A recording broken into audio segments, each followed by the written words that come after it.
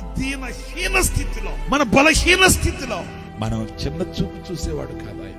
నీ శక్తి నీకున్న ఈ స్థితిలో నుంచి నేను విడిపించలేదు. నీ నిస్సహాయపు పరిస్థితుల్లో ఎవ్వరు నిన్ను ఆదుకోరు. నిన్ను ఆదుకొని నీకు సహాయం చేయగలిగిన సహాయకుడు, ఆపత్కాలం ముందు నమ్మదగిన సహాయకుడు ఆయనే. నీ కొరకు త్యాగం చేయగలిగిన వాడు. నీ నిస్సహాయపు పరిస్థితుల్లో వెన్నుతట్టి నీ చేయి పట్టి ఎక్కడ నీవు తలదించుకున్నావో అక్కడే నా దేవుడిని తలపైకి ఎత్తుతాడు.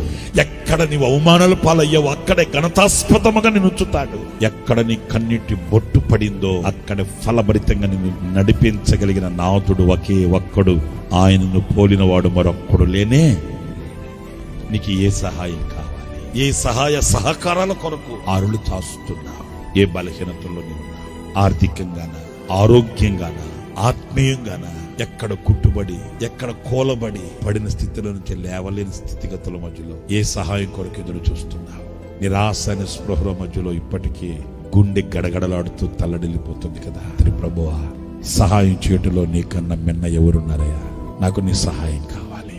ఆయన సహాయాన్ని కోరుకుంటే మేఘవాహనుడై వస్తాడు, నీకు సహాయం చేస్తాడు. నీ వెనుక నిలిచి ముందు నడిచి నేను కాచుకుంటాడు, కాపాడుకుంటాడు. ఆయన సహాయము వలన నేను బ్రతుకలేను అనుకున్న బ్రతుకుని బ్రతికి చూపించగలుగుతావు. నేను చేయలేను అనుకున్నది సాధించి చూపగలుగుతావు.